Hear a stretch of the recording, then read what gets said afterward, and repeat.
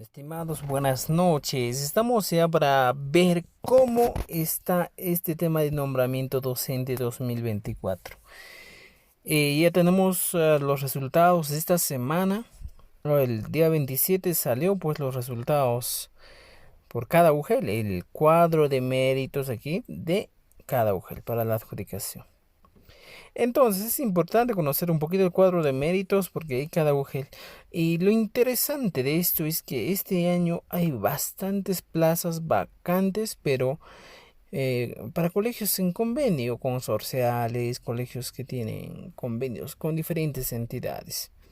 Es un poco el tema de el inconveniente que tenemos. Pero ahora vayamos. Según el cronograma que nosotros tenemos que conocer como interesados en este proceso de nombramiento, tenemos que conocer esto, mira. La adjudicación, ¿ya? Por acto público que se va a realizar en la UGEL. Como dice aquí, mira, publicación de cuadros mérito, que ya se llevó a cabo el día 27. Ahora, la segunda etapa viene a ser el acto público para adjudicar las plazas en la UGEL, que viene a ser o que viene a estar planificado del 2 de enero al 13 de enero. Dentro de ese lapso de tiempo se va a tener que llevar a cabo esta adjudicación. Ahora tenemos publicación de la relación de ganadores de la adjudicación del acto público que se ha realizado el 14, debe realizarse, publicar el 14 de enero. ¿Dónde? En la plataforma o en el portal institucional de Minedo. Pero muy importante para eso, estimados amigos, es que debemos tener algo más para poder hablar de esto. eh, de la adjudicación hay un requisito muy interesante que debemos tener en cuenta. Eh, Veamos aquí que quiénes son los que participan. Ya sabemos que participan los que han superado la etapa descentralizada. Lo convoca la UGEL. Aquí tenemos dos opciones. Las personas que quieran adjudicarse a un colegio por convenio, mínimo deben tener su propuesta de parte de esa institución, de las autoridades que manejan esa institución.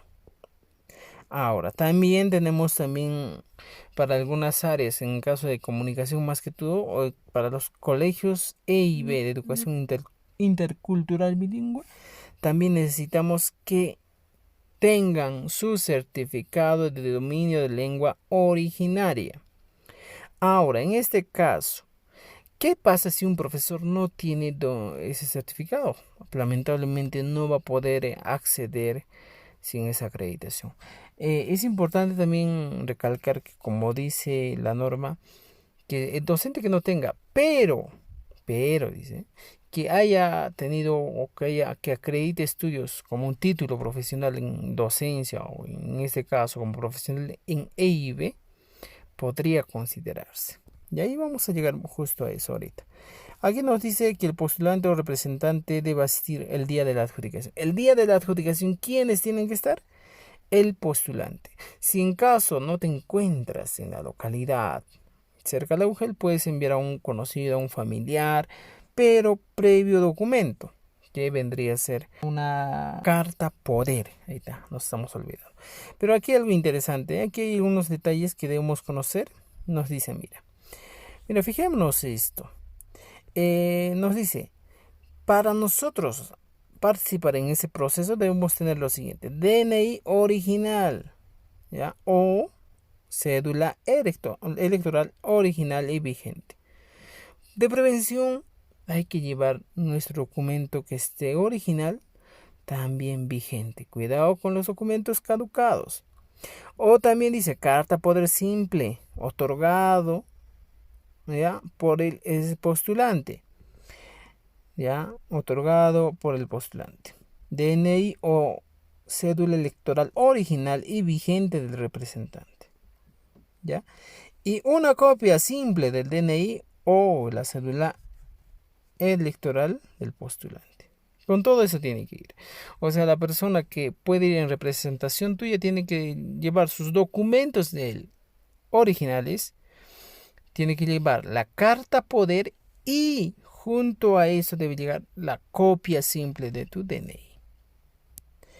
Ahora, para plazas de instituciones educativas de gestión directa gestionada por autoridades u otros sectores, nos dice que tenemos que llevar aquí, dice, carta de propuesta del gestor de la institución educativa.